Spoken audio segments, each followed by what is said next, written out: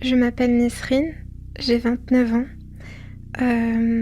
J'ai 2 enfants de 4 ans et 5 ans et j'ai passé 5 ans en Syrie, dans les territoires de Daesh. Là, je suis en liberté conditionnelle, sous contrôle judiciaire et j'attends l'ouverture de mon procès où je vais sûrement être condamnée pour association de malfaiteurs en vue de commettre un crime sur le territoire français.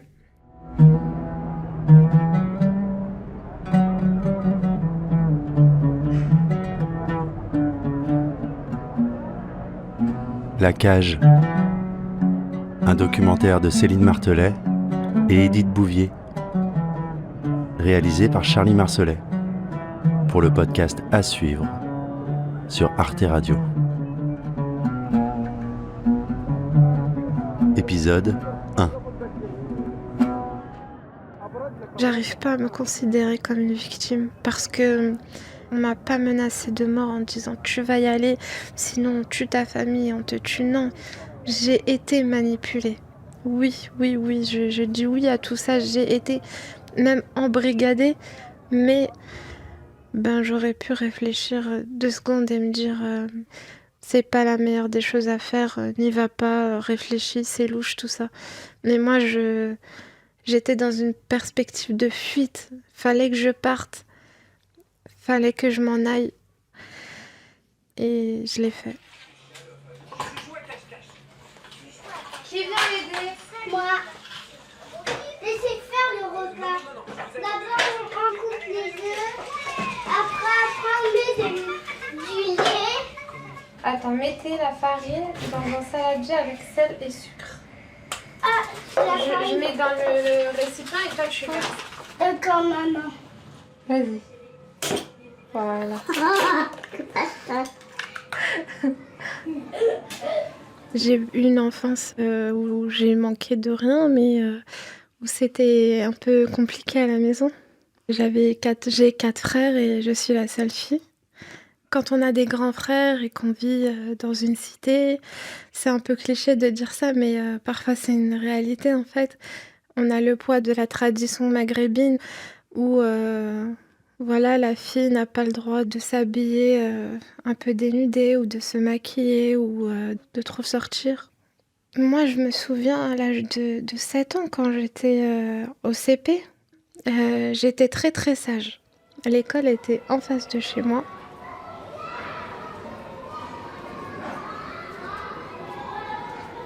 Et j'avais des copines qui, après l'école, il faisait beau, voulaient jouer à la corde à sauter devant la maison.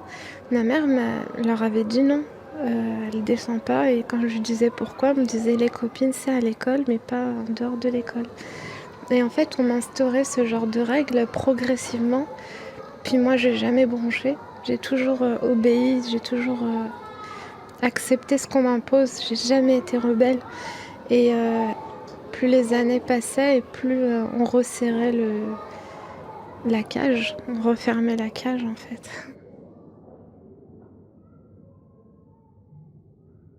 On m'appelait la prisonnière, je me souviens de ça. Au collège, on m'appelait la prisonnière et ça m'a suivie, prisonnière.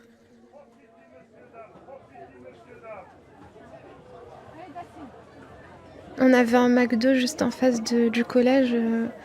On avait une petite pièce de 2 euros. Parfois, les adolescents, ils mettent ça en commun, ils vont s'acheter des trucs au McDo. Moi, j'avais pas le droit. Allez, Nesrine, viens avec nous, viens avec nous. Non, faut que je rentre. Ma mère, elle va me tuer, mes frères, ils vont me tuer. Et ça les agaçait. Et puis, très vite, c'est devenu sujet de moquerie. La prisonnière, la prisonnière. Du coup, personne ne m'approchait, personne ne me parlait. Voilà, mes frères, ils me disaient tu traînes pas avec telle fille ou tu sors pas tout court. Et les garçons, au début, on me disait juste tu ne parles pas aux garçons. Et puis après, c'était si je te vois avec un garçon, je te casse la gueule. La première fois qu'ils m'ont frappée, je devais avoir 13 ans. Moi, j'avais 13 ans, donc J'avais la vingtaine. J'étais au collège. Et puis après, ça s'est empiré au lycée. Tiens, on t'a vu avec un garçon. C'est qui Et puis là, me frapper. Ou sinon, c'était souvent par rapport à mon téléphone. Parce que quand je fréquentais un garçon, je pouvais pas le voir ou quoi. Donc c'était souvent des relations derrière un téléphone. Et mes frères fouillaient mon téléphone et dès qu'ils voyaient les messages, ben, le téléphone était cassé. Et moi, j'avais mes frères qui me tombent dessus, quoi, qui me frappent. Et vraiment frapper comme si j'étais un homme, hein. On me frappait vraiment à grands coups de pied, grands coups de poing dans la tête. C'était très, très, très violent. Très, très, très violent. Ça se passait soit en l'absence de mes parents, soit ma mère était là et elle me défendait comme elle pouvait.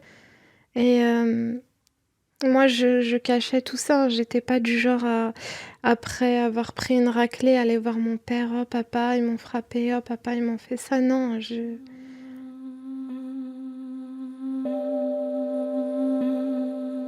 me souviens d'avoir pris des coups aussi juste parce que j'étais pas d'accord avec l'un d'eux. Mais je disais, ben non, moi je suis pas d'accord avec ce que tu dis.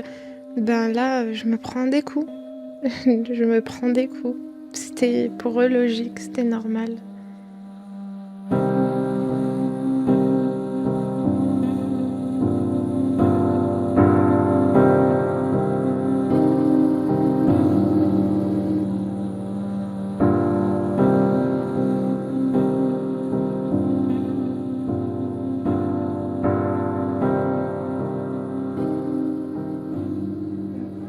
Vous voulez encore des crêpes, les enfants?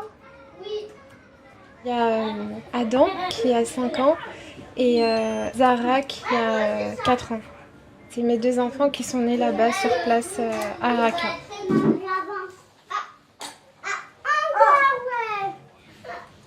J'ai pas voulu avoir d'enfants là-bas, c'est arrivé comme ça. Et je suis vraiment consciente qu'il peut leur rester des séquelles de ce qui s'est passé là-bas. C'est pour ça que je reste très très attentif à tout ce qu'ils peuvent exprimer. On y va? Éteins la télé.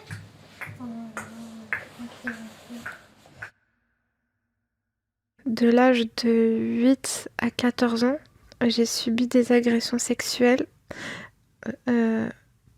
C'était des proches de la famille. J'étais qu'une enfant. Au départ, je comprenais pas. Je comprenais pas. Mais après, par la suite, j'ai eu peur, en fait. Je fuyais ces personnes-là. Mais 2-3 fois, ils ont eu l'occasion de me coincer quelque part. Et voilà. Pour moi, c'est la honte de... C'est quelque chose que j'ai toujours voulu cacher. J'en ai jamais parlé à personne. Vraiment à personne. Et j'ai dû en parler parce que j'étais en thérapie que très récemment. J'en ai parlé à ma mère et à mon père. Je les ai suppliés de rien faire parce que c'est la honte en fait. Mon père, lui, il est parti les voir, il les a confrontés. Et il y en a un d'eux qui a reconnu.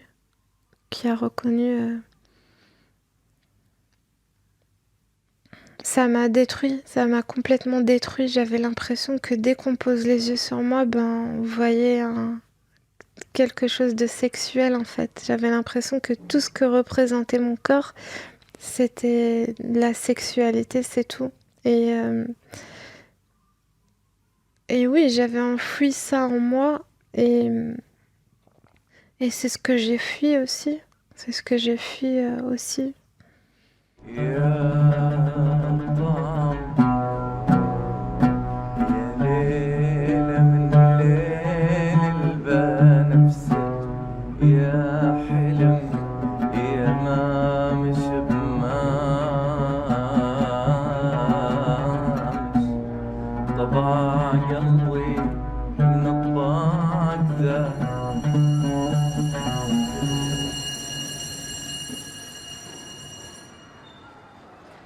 Une fois que j'ai eu mon bac, à la rentrée fin septembre 2013, j'entre à la fac et je me retrouve complètement seule. J'ai pas de copine, je connais personne. Et là, j'ai des réseaux sociaux et j'ai commencé à regarder, m'intéresser un petit peu plus à ma religion, à l'islam. Là, j'ai vu des posts sur la religion, donc je regardais et puis très vite, on nous parle de la Syrie. Et là, on est assailli d'images traumatisantes d'enfants déchiquetés par les bombardements, de personnes qu'on sort de sous les décombres, de pluie, de bombes. Et on nous dit, vous voyez ce qui se passe là-bas, vous allez pouvoir être utile, vous allez pouvoir aider, vous allez pouvoir servir à quelque chose. On a besoin de vous, etc.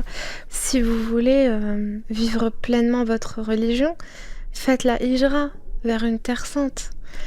Et là, moi, j'entendais pour la première fois le terme hijra. J'en parle à ma mère qui me dit, bah écoute, la hijra, c'est ce que le prophète Mohammed a fait en partant de la Mecque vers Médine. C'est pas quelque chose qui nous concerne nous. Je lui dis d'accord, mais moi je continue à lire à ce sujet en fait.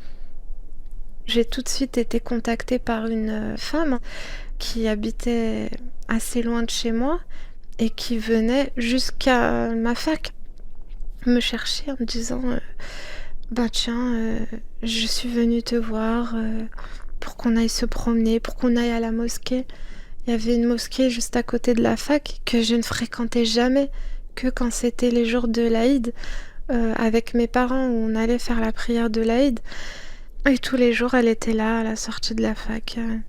Elle avait sa fille dans la poussette de 1 an et demi et elle me parle beaucoup en me disant « T'as beaucoup de chance, j'aimerais le faire, mais moi j'ai ma fille. Le père de ma fille ne me laissera pas l'emmener. Faut que t'ailles en Syrie, faut que t'ailles aider les Syriens, faut que t'ailles donner de ta personne là-bas. Regarde, t'as pas d'enfant, t'es pas mariée, tu peux accomplir beaucoup de choses là-bas, elles ont besoin de toi. » Et elle me parlait avec beaucoup d'émotion et je voyais en cette femme quelqu'un vraiment d'exemplaire, de pieux. Pour moi, c'était quelqu'un de meilleur que moi. Je me disais, ah c'est vrai, elle a peut-être pas tort, c'est vrai que moi j'ai pas les contraintes qu'elle a. Mais je trouvais encore des excuses en disant, bah tu sais, moi je peux pas partir parce que j'ai des frères, j'ai mes parents, mes frères me tuent si je fais quelque chose comme ça. Ma mère, je peux pas la laisser, je peux pas laisser mes parents. Elle me dit, ah, donc tu aimes ta famille plus que tu n'aimes Allah et son prophète? Aimer sa famille ou ses proches plus qu'on aime Allah, ben pour eux c'est un blasphème.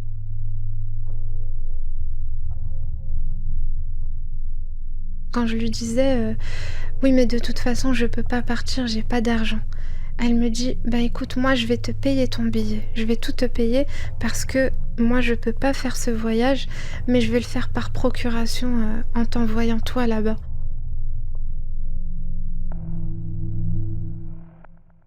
Elle était habillée en gilbeb, c'est une jupe très ample avec une cape et en fait on ne devine même pas la forme des épaules. On devine rien de la forme du corps de la femme avec cet accoutrement. Et elle cachait en plus son visage. Vous voyez que ses yeux. Et elle portait des gants. Moi je me disais, oh, elle est tellement gentille. C'est vraiment une fille pieuse et tout, c'est une fille bien. Très vite, en la fréquentant, j'ai porté le gilbeb. Elle m'enferme là dans une nouvelle cage qui est cette dévotion.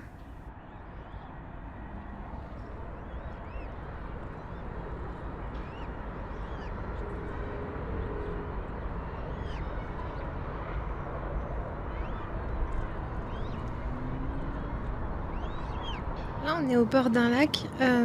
C'est un lac à côté de chez moi où j'ai grandi, où j'avais l'habitude de venir me recueillir un peu avant mon départ. La dernière fois que je suis venue ici, à ce lac, c'est peu de jours avant mon départ. Et ça me permettait d'être vraiment isolée, d'avoir ce lieu rien que pour moi et où je cherchais un peu la paix que je n'avais plus dans ma vie, tout simplement. C'était un endroit qui m'appartenait. c'est ici que j'ai pris la décision de partir.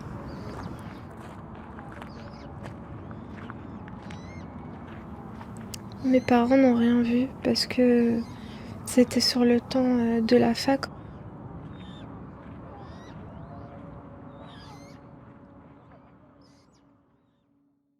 Début décembre 2013, on me fait rencontrer mon futur mari par un compte Facebook qui s'appelle Risala. Ça veut dire le message qui a été tenu par un couple. Un compte qui met en relation des femmes en France avec des djihadistes quoi, en Syrie. Donc elle me contacte et elle me dit j'ai entendu dire que tu veux partir en Syrie. Je lui ai dit oui. Elle me dit faut te marier pour partir. Et là, elle me dit il y a un frère qui veut se marier, etc. Je lui ai dit que je ne veux pas me marier. Elle me dit que c'est impossible d'entrer sur le territoire syrien sans être accompagnée de ce qu'on appelle un mahram, c'est-à-dire un tuteur légal en islam, qui doit être soit un frère, un père ou un fils ou un mari. Donc elle me dit de toute façon, je te mets en relation avec lui, tu vas te marier virtuellement avec lui, c'est un mariage factice. Comme ça, il pourra venir te chercher à la frontière et il te ramènera où tu veux, quoi, chez les sœurs, etc. Mais pour faire ce chemin-là, pour te déplacer, tu vas devoir te marier avec lui. Elle me montre sa photo, elle lui parle de moi, elle lui montre ma photo. Et puis là, il me contacte et il me dit oui, tu veux venir, etc. Je lui dis oui. Il me dit d'accord, tiens, parle avec elle parce que moi, je ne peux pas te parler tant que tu n'es pas ma femme. Et de toute façon, notre mariage, on le confirmera sur place. Je dis d'accord.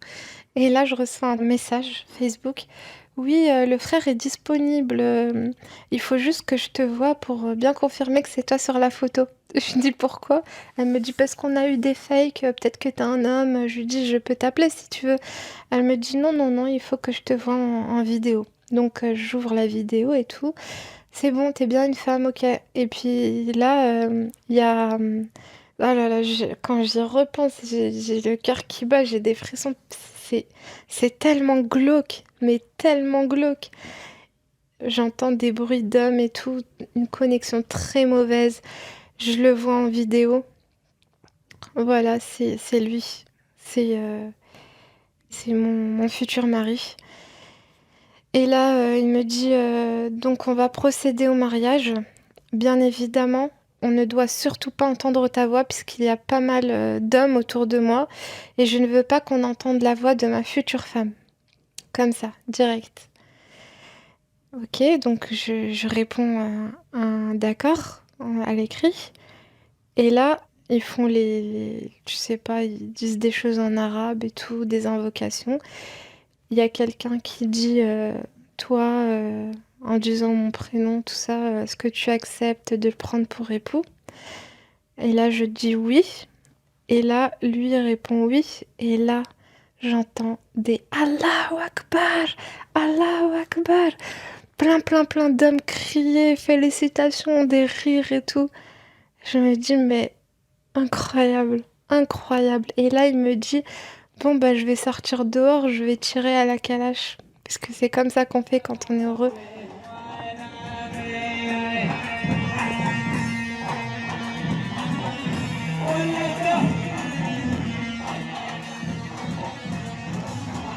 Je me marie et une semaine après, même pas, le 9 décembre 2013, je partais pour la Syrie. À aucun moment je me dis tu vas vraiment le faire, tu vas vraiment partir. Ça s'est fait tellement vite.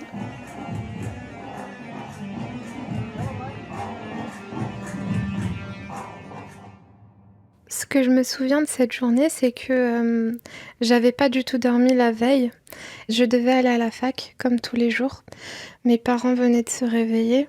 Je me souviens avoir serré très fort mon père, ma mère aussi. D'ailleurs, ils avaient trouvé ça étrange et ils s'en souviennent encore aujourd'hui. Je les ai regardés une dernière fois et j'ai fermé la porte et je suis partie. Non, sans hésiter.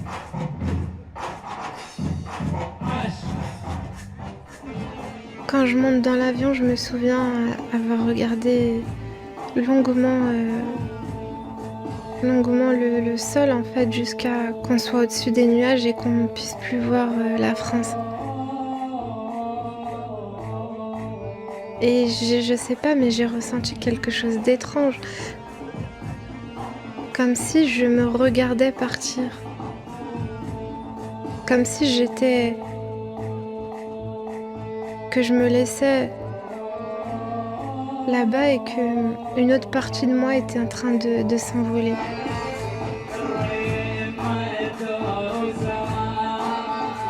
À suivre sur Arte Radio. .com.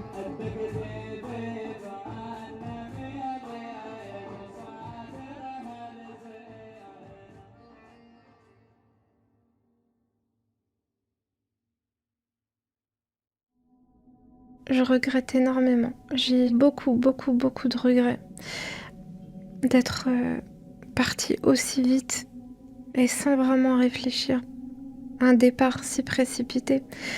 Et on me dit souvent, la décision de partir était bonne, mais c'est la destination qui était mauvaise.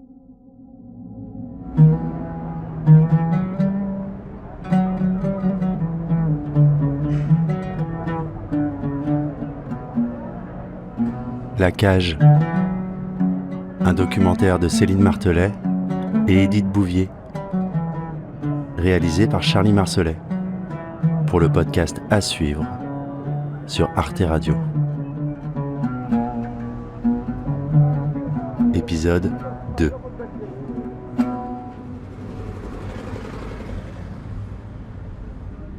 Je suis arrivée donc le 9 décembre 2013. C'était à Atma, la première ville à la frontière turque. Et là, en fait, dès qu'on arrive, le passeur dit « Vous êtes arrivés en Syrie, vous êtes au Cham ». Et là, il y a tous les hommes qui pleurent et qui disent « Allahu Akbar », ils se prennent dans les bras, ils font des prosternations en embrassant le sol. Je vois une grande maison avec un drapeau noir avec écrit dessus La ilaha illallah avec un sabre qui le souligne comme ça et le drapeau il faisait toute la maison. J'étais sonnée en me disant je l'ai vraiment fait. J'entends une voix qui m'appelle, qui dit mon prénom. Je me retourne et je le vois. Il était pas beau, il avait juste une panoplie de moudjahid, l'habit afghan avec un turban noué impeccablement sur la tête, une barbe très fournie, toujours avec des armes, etc. La panoplie du djihadiste, quoi. Ça, c'est mon mari. Voilà. Il me prend dans ses bras, il me porte. Il me porte et tout, il tourne. Ah, tu l'as fait, t'es une lionne. T'es vraiment une lionne. T'es trop forte, t'es la plus forte et tout. Il me dit, t'es belle, t'es trop belle, t'es belle, t'es trop belle. Il arrêtait pas de me dire des compliments, il était heureux en fait. Quand je le vois là, je le trouve super gentil. Je me dis voilà, il essaye un peu de me draguer quand même. Et du coup là, on remonte en voiture. Moi, je m'assois devant. Et à l'arrière, il y avait déjà un couple, un Belge avec sa femme, une Française. Et je me souviens qu'ils avaient fait un truc, parce que le voyage durait 1h30 en voiture. Ils avaient mis un drap blanc entre le conducteur et les passagers derrière, genre pour leur laisser un peu d'intimité. Et je me disais, mais ça sert à quoi ça? Il disait, non mais attends, il vient de retrouver sa femme, il s'aime beaucoup et tout, donc on va leur laisser un peu d'intimité. Ok, d'accord. Et moi, j'arrêtais pas de regarder autour de moi, de regarder la série, et je me souviens qu'il y avait les premiers flocons de neige. Et je trouvais ça trop beau.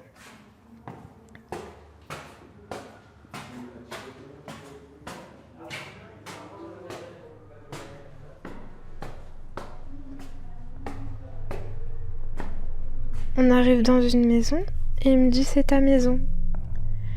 Il me dit par contre donne-moi ton téléphone et tous les codes de tes réseaux sociaux. Je lui dis tu me fais peur là, qu'est-ce qui se passe? Non mais t'inquiète pas, donne-les-moi, tu me fais confiance? Je lui dis oui. Je lui donne mes codes. Et là il revient 2-3 heures après en me ramenant à manger. J'ai supprimé tous tes réseaux sociaux, t'en as pas besoin ici. Pourquoi t'as fait ça? Comment je vais contacter ma famille? Écoute-moi, ma femme elle a pas de réseaux sociaux. Ma femme elle a pas de Facebook, elle a pas de Skype. Il change complètement de visage. Là il change complètement de visage. C'est plus l'homme pieux que j'imaginais. C'est pas du tout ça.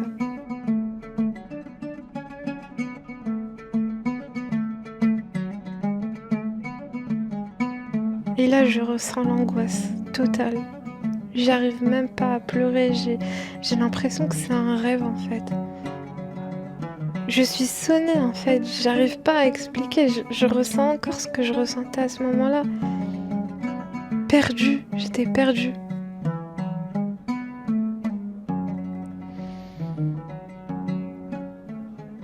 Et après, je suis désolée. On peut arrêter 2 secondes. Ça devient un monstre et il m'a fait ce qu'on peut faire de plus horrible à une femme. Tout de suite, il a été affreux avec moi. Surtout la séquestration, l'isolement, parce que j'avais pas le droit de voir qui que ce soit. Pas le droit de sortir, c'est lui qui faisait les courses. Je peux pas le quitter. Il frappe, il est violent. Il me menace avec son arme en fait. Moi je vois aucune issue parce que à partir du moment où j'ai rencontré ce personnage, pour moi ils sont tous comme ça. C'est tous des monstres. Donc je me dis, si je sors en courant, que je casse cette porte ou que j'arrive à crier, hurler au secours, à l'aide parce que il y a plein de monde autour, bah, eux aussi ils sont pas très rassurants. Ils risquent de me dire obéis à ton mari. J'ai compris dans quelle situation j'étais, dans quel monde je m'étais retrouvée, dans quel univers j'étais en fait.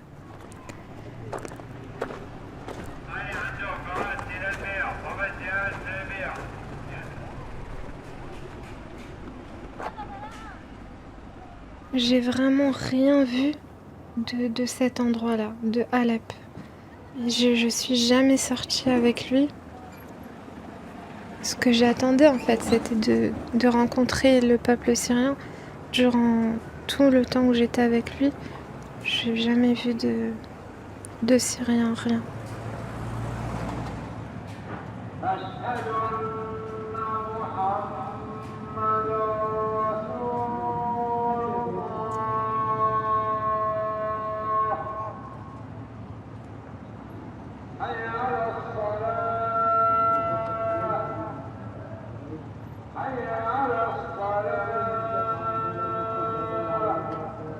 Un matin, on toque à ma porte, je vais ouvrir. Je pensais même que c'était lui. Et là, c'est une femme qui vient me voir. Donc je lui dis ton mari va bien? Elle me dit oui. Je lui dis est-ce que il a des nouvelles de mon mari? Elle me dit oui. Je lui dis ben alors ça va? Elle me dit non, il est mort. Et là, ben, je m'effondre. Je sentais plus mes jambes, j'arrivais pas à y croire. Je sais pas c'est quoi ce sentiment, mais je sais pas. J'arrive toujours pas à expliquer. Donc après ça, il y a une femme qui vient me rendre visite, qui a son mari qui est décédé 1 semaine avant et qui me dit on est les seules veuves ici, étrangères françaises, je te propose de venir chez moi, quoi, passer ta période de viduité chez moi. C'est une période de 4 mois et 10 jours pour une femme qui vient de perdre son mari. dans laquelle elle doit porter le deuil. C'est-à-dire ne pas se maquiller, ne pas sortir en aucun cas de chez elle que pour extrême urgence. Elle doit parler à personne, elle doit même montrer tout le temps sa tristesse. Même les vêtements qu'elle porte à la maison doivent être très sombres. À ce moment-là, je pense à partir. J'avais une tablette, elle avait internet à la maison, je commence à contacter ma famille devant elle. Et là, je vois qu'elle est pas du tout dans le même mood que moi. Elle me dit, mais tu sais que la France, c'est un pays de mécréants. Tu sais que si tu fais ça, tu sors de l'islam, tu deviens une apostat.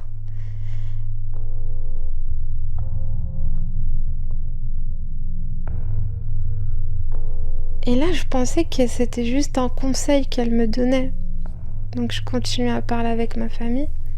Un jour, elle convoque d'autres femmes en leur disant elle est égarée puisque son mari vient de mourir, je pense qu'elle est perturbée.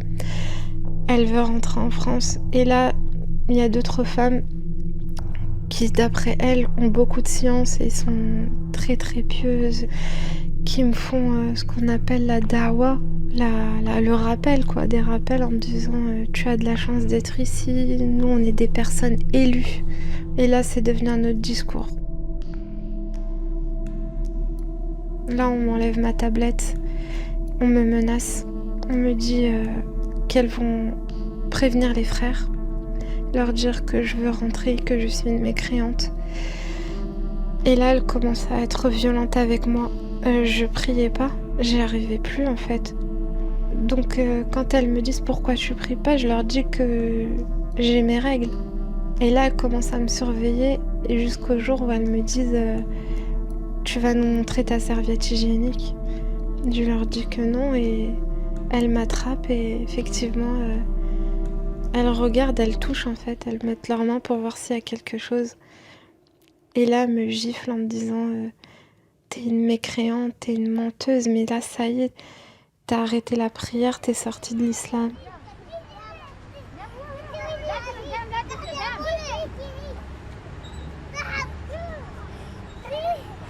Et là, j'avais des défilés de femmes que je connaissais pas du tout, de tout pays, qui venaient me rendre visite en me disant ah ben on est venu te voir, on a entendu que tu étais veuve, une Française. Voilà, j'ai l'ami de mon mari, c'est un émir. Il veut se marier, c'est vraiment quelqu'un de bien. J'ai dit non. J'ai même été demandée en mariage par Sami Amimour, qui a fait les attentats du Bataclan. Quand je commençais à trop dire non au mariage, j'ai fait la rencontre d'une femme tunisienne et elle contacte son cousin qui est sur place. 2 jours après, elle vient me voir et me dit fais-moi confiance, c'est soit lui, soit tu vas te marier avec quelqu'un que tu connais pas. Elle me dit c'est quelqu'un que je connais, c'est quelqu'un de bien, j'ai grandi avec lui et tout, il te fera pas de mal.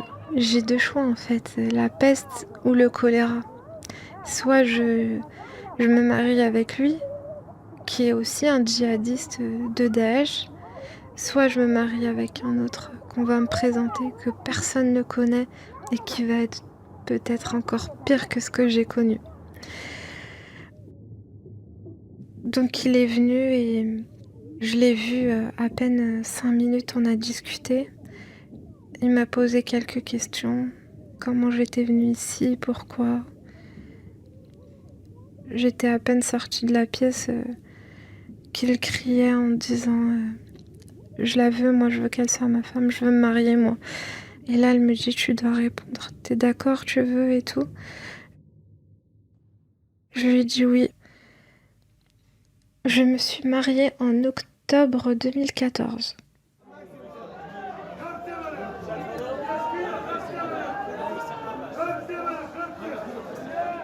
Et là, il me dit tu t'habilles ? Je lui dis pourquoi ? Il me dit ben ça fait quand même 4 mois que t'es enfermée. Je veux t'emmener faire un tour, sortir, marcher, voir du monde. Je lui dis c'est à moi que tu parles ? Il me dit oui. Et là, on va vers Raqqa. Raqqa, c'est une grande ville très animé. Il y a beaucoup de vie. Les Syriens essayaient à ce moment-là de continuer leur vie. Leur ville était encore debout, encore vivante. Et ils continuaient d'y vivre. Du temps de Daesh, je n'ai pas l'information si c'est Daesh qui l'a ouvert ou si c'est un Syrien qui a eu cette idée, mais c'était un mall qui avait vraiment uniquement des produits occidentaux qui coûtaient extrêmement cher, mais on trouvait de tout là-bas. Comme des cornflakes, on pouvait trouver du lait en briques, parce que ça, il n'y a pas du tout en Syrie. De la crème fraîche. On pouvait trouver aussi des chocolats, vraiment des Ferrero Rocher, des Raffaello. Et puis voilà, les femmes qui, elles, avaient le droit de sortir entre elles, faisaient une journée type en fait, où elles sortaient le matin, elles allaient faire les boutiques, ça peut être des boutiques de lingerie. Après les boutiques de lingerie, il faut savoir que Daesh interdit de mettre une photo où on voit le visage. Du coup, les modèles de nuisettes qu'elle voulait acheter, on voyait le corps de la femme qui portait cette nuisette, mais juste son visage qui était gommé par un marqueur en fait. C'était assez ridicule. Il y avait des combinaisons en cuir avec des chaînes, des choses comme ça. Il y avait aussi la possibilité de se déguiser en lapin, de porter des strings à sonnettes, il y avait de tout. Elles allaient faire leur shopping entièrement recouvertes de la tête aux pieds. Je parle des Françaises, les Françaises et les Belges. Et elles allaient acheter les vêtements qu'elles allaient porter à la maison.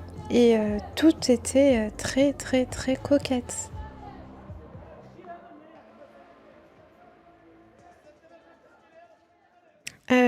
À Raqqa, ce que je faisais de mes journées, beaucoup d'ennuis. Je m'ennuyais beaucoup. Je m'occupais de la maison. Lui partait travailler, faire ce qu'il avait à faire. Il partait pas au combat. Et il m'avait ramené un disque dur plein de vidéos, déjà beaucoup de reportages de M6. Et je sais pas pourquoi les Français djihadistes étaient friands de zone interdite en skate exclusif. Et il y avait aussi toutes les saisons du meilleur pâtissier, Mercotte et Cyril Lignac. Et clandestinement, j'ai entendu dire que certains avaient des Grey's Anatomy. Ça, c'était interdit. Encore les émissions de cuisine, on pouvait dire mais c'est pour apprendre à faire des gâteaux pour mon mari. Mais Grey's Anatomy, c'est une série. Donc les gens se donnaient cette clé USB en le disant tu fais attention, hein, tu dis pas que c'est moi qui te l'ai donnée.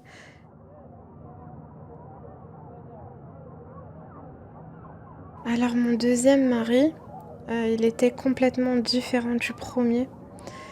Il était déjà beaucoup plus gentil et doux.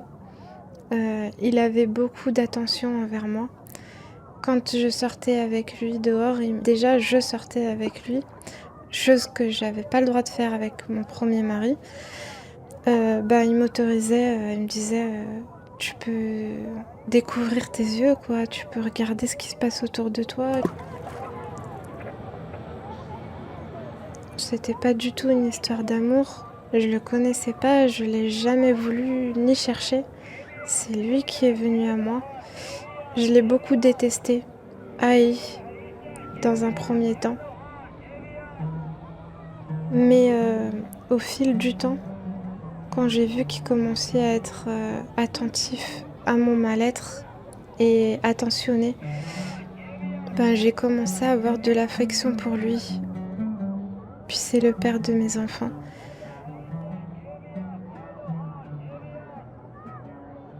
À suivre sur Arte Radio. .com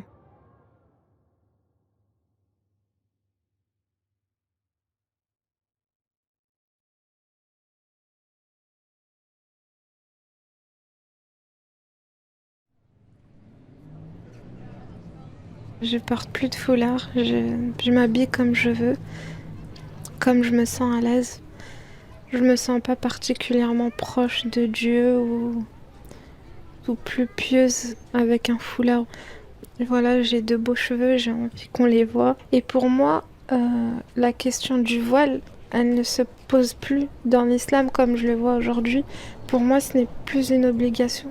Avant, c'était vraiment attention, si tu portes pas le voile, t'es une mécréante, si on voit tes formes, c'est ceci. C'était comme ça là-bas, c'était vraiment comme ça.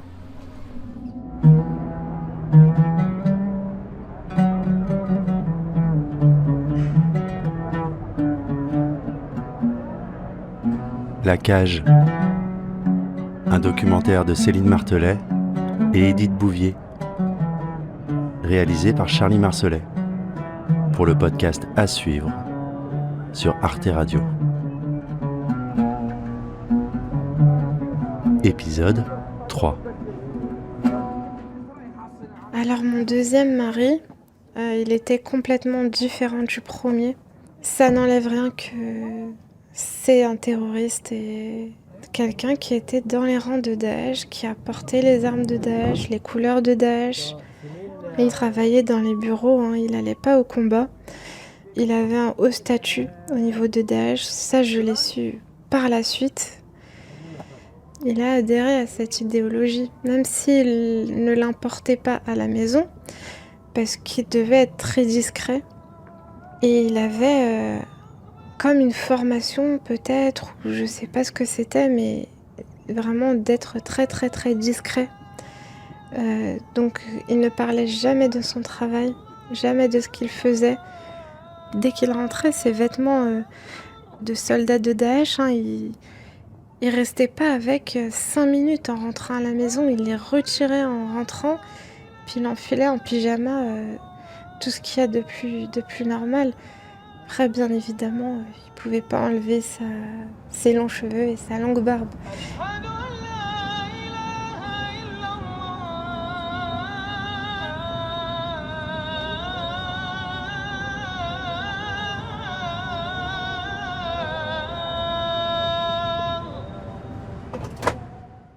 Moi, je me souviens pas d'une vie heureuse là-bas. J'arrive pas à me dire ah bah tiens, on était heureux à cette époque-là, parce que ça a toujours été un calvaire d'être là-bas. Mais il y a eu une différence entre le moment où le califat venait d'arriver et c'était assez serein. Mais oui, après, ça a basculé dans la peur de Daesh. C'était fin 2014. Là, il commençait à y avoir de plus en plus de Daesh dans les rues. Il n'y avait plus vraiment de différence. On pouvait plus voir tiens, ça c'est des civils et ça c'est des gens de Daesh. Tout le monde était pareil. Tous pareil. La déco avait changé. Des grandes affiches de Daesh, des projecteurs en pleine rue, avec des grands écrans, avec des vidéos de Daesh qui tournaient en boucle toute la journée. Ça devenait une terreur, quoi. La terreur était vraiment instaurée dans la ville. C'était partout. On ne pouvait pas échapper à ça.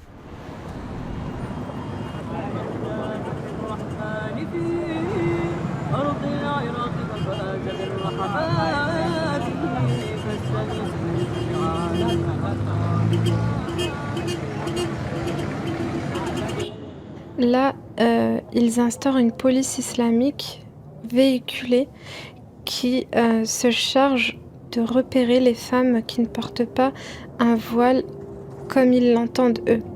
La robe doit traîner par terre, on ne doit pas voir leurs chaussures. Elles doivent porter des gants.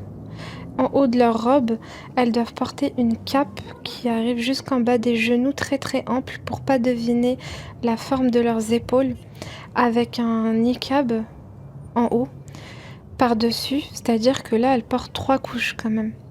Je l'ai porté tout du long. C'est vraiment un habit lourd à porter.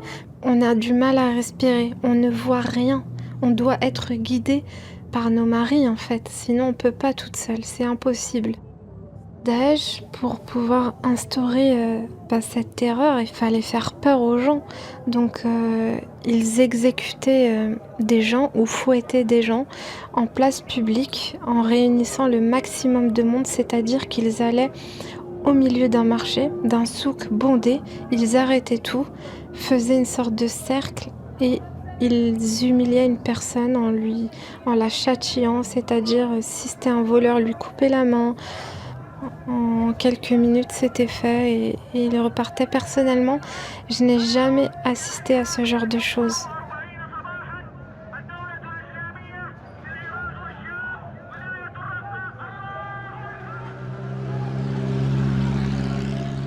J'ai déjà été coincée avec mon mari dans des embouteillages et tout le monde disait: il y a une exécution, il y a une exécution, vous devez attendre un petit peu. C'était inimaginable pour moi de regarder ça. Mais même quand on ne veut pas regarder ça, Daesh a des rétroprojecteurs en pleine ville où ils projettent ça en fait à longueur de journée. Vous ne pouvez pas échapper à ce genre de choses, c'est une propagande en fait.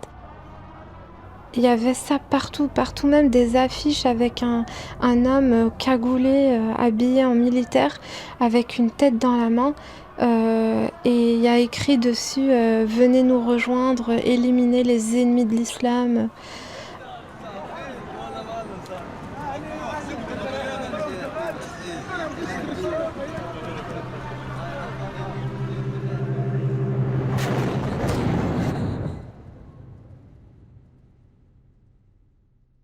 Mon fils naît en août 2015. Il est né en août 2015, donc un peu après sa naissance.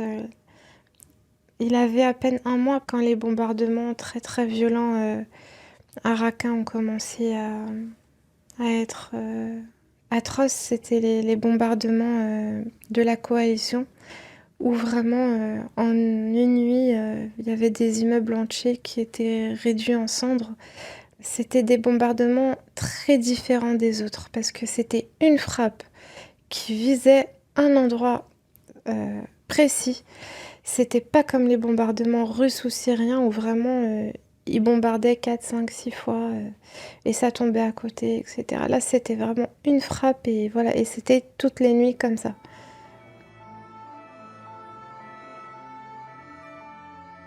Mes chers compatriotes, au moment où je m'exprime, des attaques terroristes d'une ampleur sans précédent sont en cours dans l'agglomération parisienne. Il y a plusieurs dizaines de tués. Il y a beaucoup de blessés. C'est une horreur.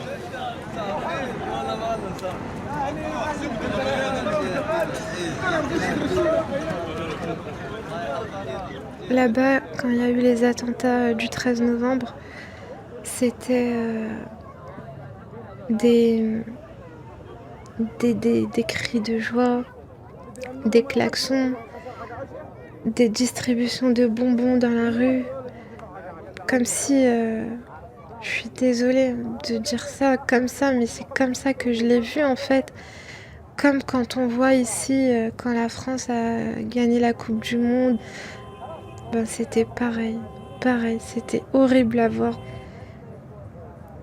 Quelque chose d'irréel en fait, c'était irréel.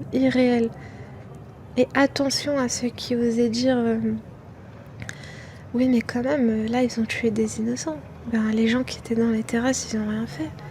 Ils étaient pas en train de combattre quoi. C'est pas des gens armés. Pourquoi on les tue? Pourquoi on les attaque comme ça? Tout de suite taxé d'apostat. Ah mais toi tu es un apostat toi, t'es un mécréant.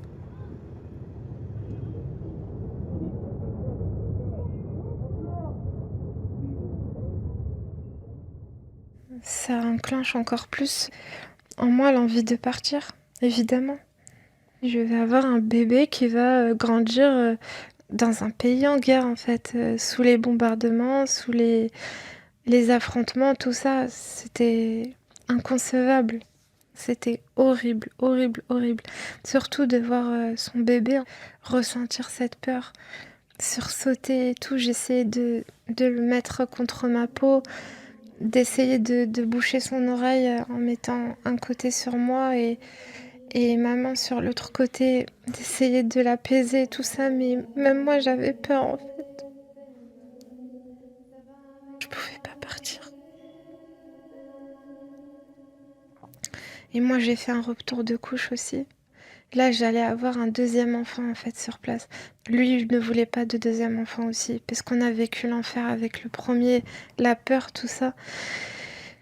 Et on voulait un contraceptif, c'était impossible, c'était interdit. Mais on avait réussi à avoir des préservatifs. C'était dur à trouver et on les cachait et essayait d'en acheter pour pas qu'on en manque. C'est là qu'il a eu un déclic. Je vais dire que t'es malade pour que tu puisses partir, que tu puisses accoucher en France, près de ta famille, que tu puisses prendre les enfants avec toi, que tu restes pas ici. Je lui ai dit, ils vont jamais vouloir. Il m'a dit, bien sûr que si, moi je connais des gens haut placés, t'inquiète pas, tu vas sortir et tout.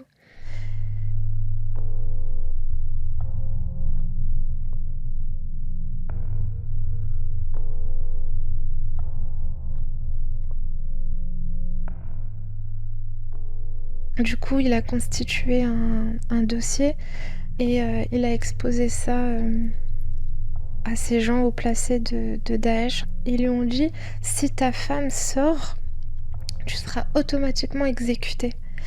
Parce que lui avait un statut assez particulier au sein de Daesh.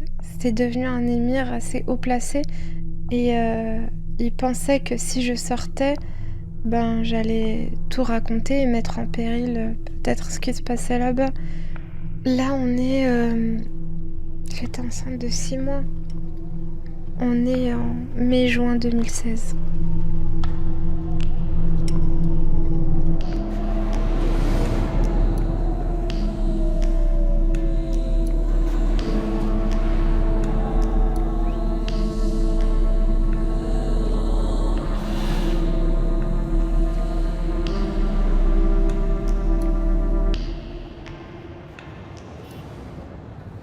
Alors, il meurt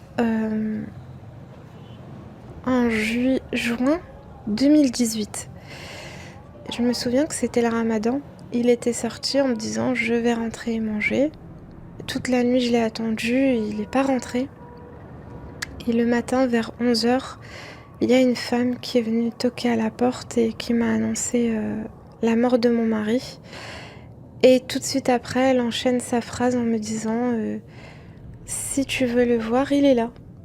Et à la seconde où j'ai levé la tête, j'ai vu son cadavre dans l'arrière d'un pick-up devant chez moi. Je me souviens que j'avais pas de réaction. Et là, il y a un homme qui m'a amené le corps, qui me crie dessus parce qu'il voit que j'étais complètement figée. J'étais choquée en fait, je ne pleurais pas. Et il me dit mais c'est ton mari, embrasse-le, serre-le dans tes bras, fais quelque chose, c'est un martyr. Et j'ai pas pu réagir en fait. Même à ce moment-là, on voulait contrôler ce qui se passait jusqu'au bout. Et me faire embrasser un cadavre froid, plein de sang.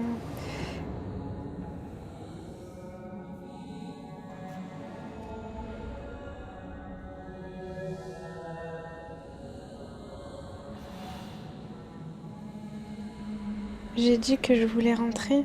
J'ai dit je veux rentrer en France. C'était la volonté de mon mari aussi. Je veux rentrer chez moi. Et là, on m'interdit de sortir. On me dit que de toute façon, il travaillait dans les bureaux et son travail était secret. Et que je devais finir ma période de viduité et me remarier.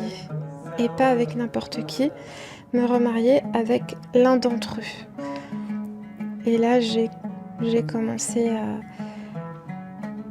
à organiser ma fuite.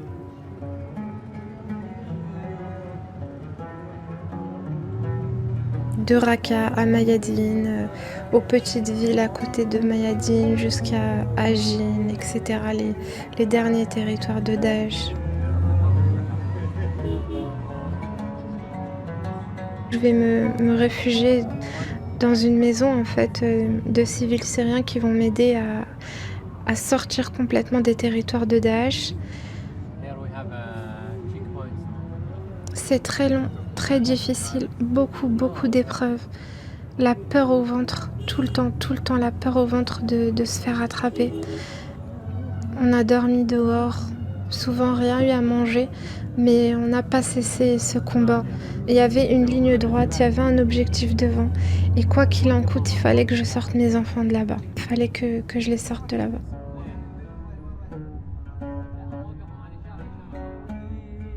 Mes enfants étaient petits.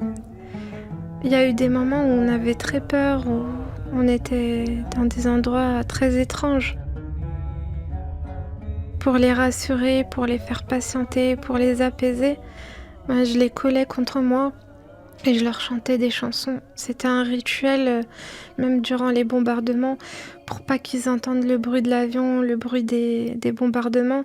Yalli khaftu mahboubi, mahboubi. Je les collais contre moi pour qu'ils entendent mon cœur. Tahtallah shou khallitu, khallitu.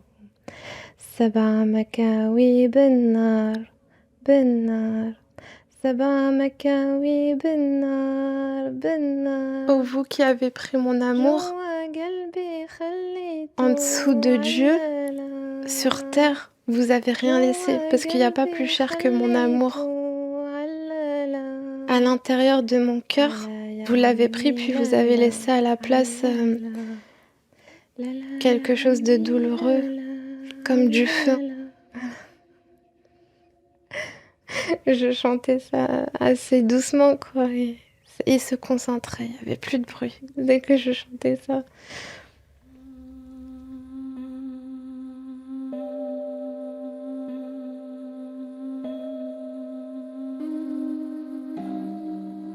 On m'a expulsée vers la France le 12 mars 2019, depuis la Turquie. À suivre sur Arte Radio. .com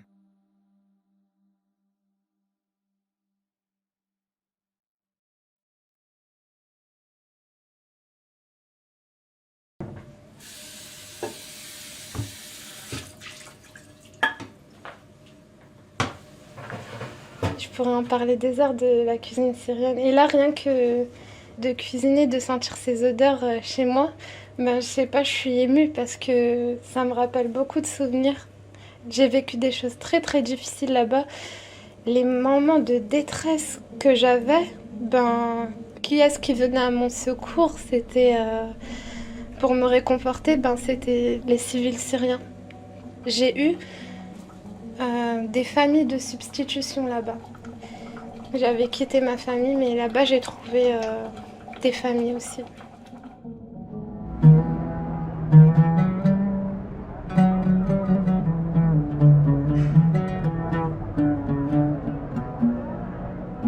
La Cage, un documentaire de Céline Martelet et Édith Bouvier, réalisé par Charlie Marcelet, pour le podcast À suivre sur Arte Radio.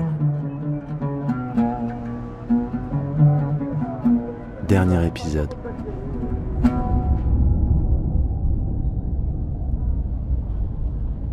On m'a expulsée vers la France le 12 mars 2019, depuis la Turquie. On descend de l'avion et là, je vois les gens présenter leur passeport à une hôtesse et puis je vois des policiers cagoulés de part et d'autre de cette hôtesse. Du coup, je comprends tout de suite que c'est pour moi et je fais la queue comme tout le monde. Je laisse passer le maximum de personnes devant moi pour pas... Parce que c'est la honte en fait. Et vu le gabarit des policiers qu'on m'a envoyé, c'était vraiment des armoires à glace avec des cagoules. Je me suis dit à tout moment, on va me plaquer sur le sol. Donc j'ai préféré laisser passer les gens et je me suis avancée doucement. Et là, j'ai présenté mon passeport et l'hôtesse a fait un signe en disant c'est elle. Et là, on m'a dit vous vous mettez sur le côté s'il vous plaît. Il y avait une femme avec ces deux hommes-là. Parce que mes enfants ont commencé à pleurer et moi j'ai dit doucement, doucement, je n'ai rien sur moi, j'ai donné mon sac, j'ai enlevé mon manteau, je portais une robe assez près du corps, du coup j'ai levé les bras en disant regardez, je n'ai rien sur moi et tout. Et ils m'ont quand même fouillé, mais la dame leur disait ça suffit, pas devant les enfants, pas devant les enfants, parce que je sentais que les policiers avaient envie que ça soit un petit peu plus musclé. Que ce que la policière qui avait l'air d'être leur supérieure voulait. Et, euh, et voilà, du coup, elle leur a dit non, pas devant les enfants, pas devant les enfants. Du coup, j'ai marché au milieu des policiers en portant mes enfants. Et là, je les embrassais, et mes larmes coulaient et je les embrassais parce que je sentais leur inquiétude. Ils commençaient à avoir des hommes cagoulés, ça fait peur. Et là, on m'a dit, bon, ben, vous pouvez faire un bisou à vos enfants, on va vous emmener. Et là, j'ai fait un bisou à mes enfants. Je suis à peine sortie de la pièce que les cris perçants de mes enfants ont retenti. Ma fille, mon fils qui montaient sur la table et en tendant les bras, en criant maman, maman, et eux qui les retenaient, c'était vraiment... C'était violent, très violent.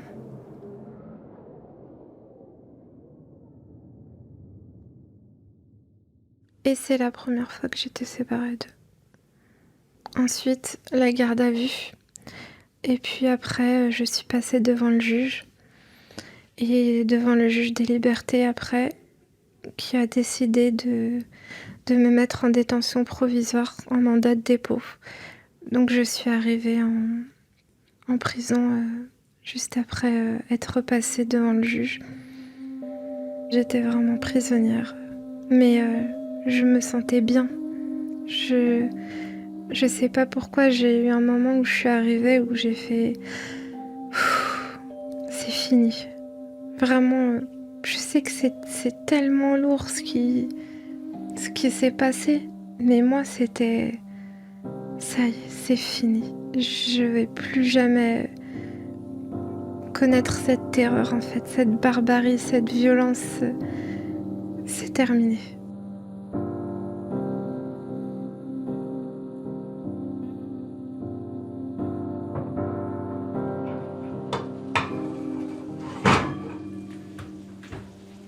On va manger vraiment à la syrienne. On va pas manger avec des couverts et chacun son assiette. On va manger tous ensemble dans un seul plat.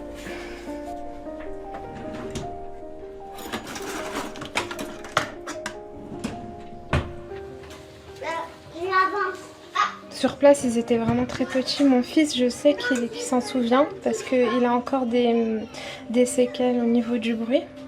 Il a peur des bombardements. Du coup, le moindre bruit le fait réagir. Et Zara, non. Zara, elle était plus petite. J'ai pas voulu avoir d'enfants là-bas, c'est arrivé comme ça. Et je suis vraiment consciente qu'il peut leur rester des séquelles de ce qui s'est passé là-bas. C'est pour ça que je reste très très attentif à tout ce qu'ils peuvent exprimer. Ils ne me parlent jamais de la Syrie.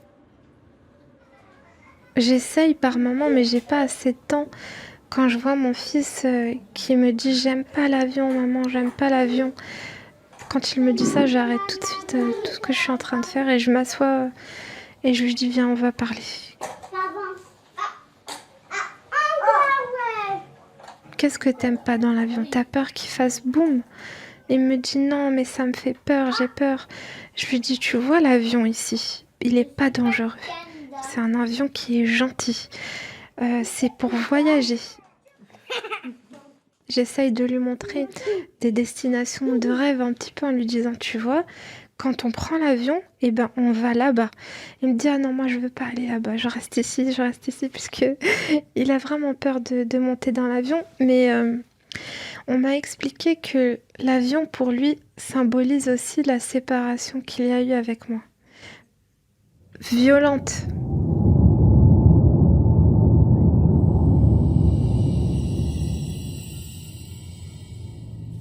Je suis incarcérée le 15 mars 2019 jusqu'au 20 juillet 2020.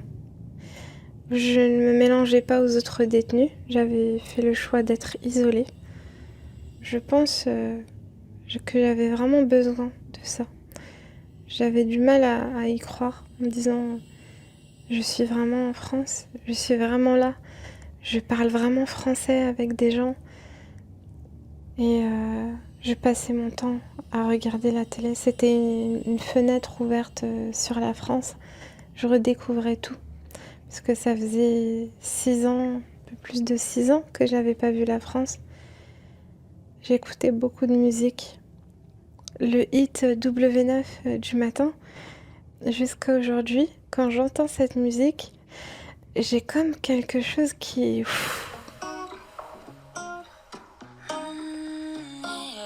J'écoutais Some Say de Néa. Et j'ai cette même sensation de quand j'étais en détention. Ça me fait comme un flashback, mais vraiment physique aussi. Hein. Je ressens même la sensation que j'avais sur la peau et tout quand j'étais là-bas.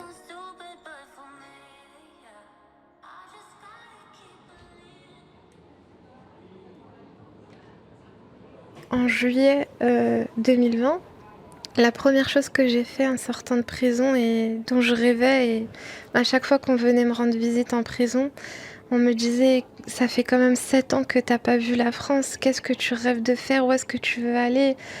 Ce que je rêvais de faire, c'était d'aller boire un café en terrasse. Et je l'ai fait. C'était à République. Je me souviens d'avoir eu un sentiment de vertige, de voir le monde en fait en grand, parce que depuis 7 ans, je n'avais pas vu l'horizon, les espaces autour de moi, parce que je restais beaucoup chez moi et puis j'avais toujours un voile sur le visage, un sitar. C'est encore plus que le niqab, on voit pas les yeux. Du coup, on peut pas vraiment voir l'horizon, on peut pas voir le ciel, les couleurs comme elles sont. Et là, moi, il faisait beau, c'était l'été, j'étais en débardeur, j'avais les cheveux lâchés.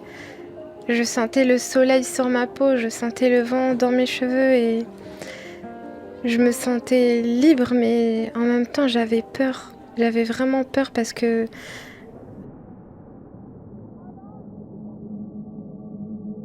j'avais peur des gens qui m'entourent.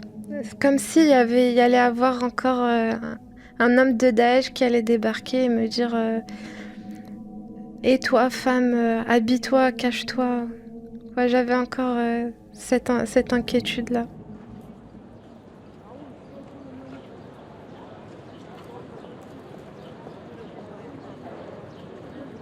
Je suis sortie de détention sous contrôle judiciaire et je suis soumise à une procédure très stricte. J'ai été dirigée vers une association qui s'occupe justement de prendre en charge les personnes de retour de Syrie ou qui ont un rapport avec la radicalisation. Dans le cadre de cette association, j'ai des suivis avec un référent religieux pour déconstruire le discours radical. J'ai aussi des psychologues que je vois assez régulièrement, une assistante sociale, des éducateurs. Et puis mon contrôle judiciaire, je dois pointer une fois par semaine. Effectivement, la cage est encore présente. Et je sais pas, je peux pas vous dire comment j'arriverai à m'en débarrasser ou à en sortir, mais je fais tout pour. Et j'ai bon espoir qu'un jour, ça soit derrière moi tout ça. me reconstruire et avoir une vie normale comme tout le monde. Et de pouvoir ne pas avoir à justifier de quoi que ce soit à personne. Ok, donc du coup, là, il y a un bébé dinosaure. Oui. On va le laisser ici, sur le côté. Donc là, tu sais que la prochaine fois quand tu viens, c'est pour voir si le bébé dinosaure il est sorti de sa coquille, d'accord? Mais on le touche pas, d'accord? Il C'est joli. brille. Ouais. Ouais, Du c'est coup, vrai. moi, je le touche pas, je t'attends. Hein. D'accord, mon cœur? Allez, on y va. La trottinette. La Non, trottinette. non, les enfants, on ne peut pas prendre la trottinette. Je vous promets, la prochaine fois, vous verrez samedi? Non, c'est pas samedi. Je sais pas quand est-ce qu'on Samedi, fait. ça fait trop temps. On va venir samedi. C'est pas ce samedi-là, mais l'autre. C'est notre samedi. Je viendrai vous chercher directement à la gare avec les trottinettes. D'accord? Ouais. Tu veux pas? Aujourd'hui, mes enfants sont placés dans une famille d'accueil. Ils me disent qu'ils vont à l'école, qu'ils jouent dans le grand jardin, parce que la famille d'accueil a un grand jardin. Ils aiment beaucoup, beaucoup étudier, lire. Ils sont tout petits, mais déjà, ils aiment lire. Ils essayent d'accrocher des petites lettres ensemble. Ils essayent de reconnaître l'alphabet dans les pancartes qu'ils voient dehors. Ils comptent. Ils me disent qu'ils jouent au foot. Ils me parlent beaucoup de leurs amis à l'école.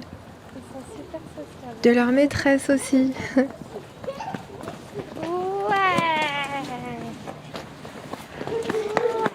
Ce sont des enfants comme les autres, mis à part qu'ils peuvent être assez sensibles à certains bruits, un claquement de porte, une voiture qui gronde tout d'un coup, un bruit assez étrange. Ils vont être un petit peu plus attentifs à ça parce qu'ils ont vécu sous les bombardements. Donc ils ont encore ces séquelles-là, mais ils sont bien entourés. Ils sont suivis par des psychologues à raison de 1 à 3 fois par semaine. Ils ont un espace de parole où ils peuvent exprimer tout ça en fait, leurs peurs, leurs craintes, etc. Jusqu'à présent, on ne m'a pas parlé d'incidents particuliers, mis à part que mon fils a comme des terreurs nocturnes. Il se réveille assez souvent dans la nuit et réveille un petit peu toute la maison.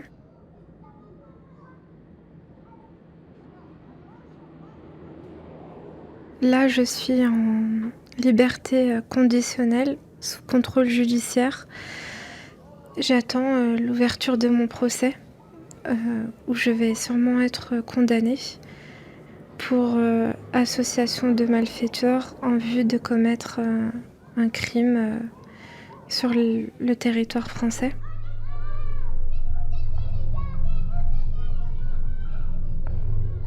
Bien sûr, ce sont des chefs d'accusation qu'on attribue à toute personne ayant séjourné en Syrie entre 2013 et jusqu'à présent.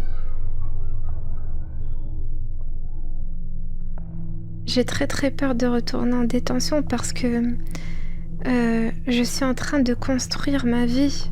Je dis pas de la reconstruire, mais de la construire. Parce que je n'ai jamais construit ma vie. Que ce soit avant, quand j'étais chez mes parents, ou après, quand j'étais là-bas, j'ai jamais construit ma vie.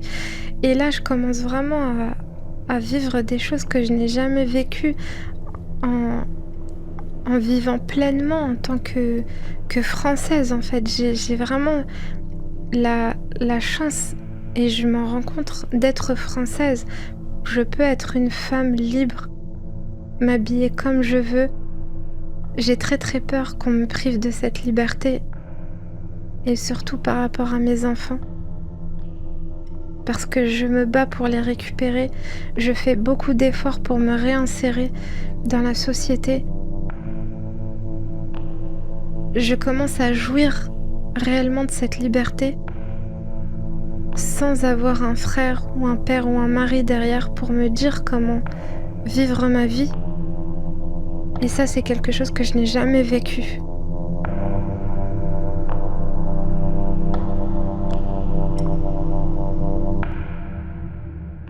arteradio.com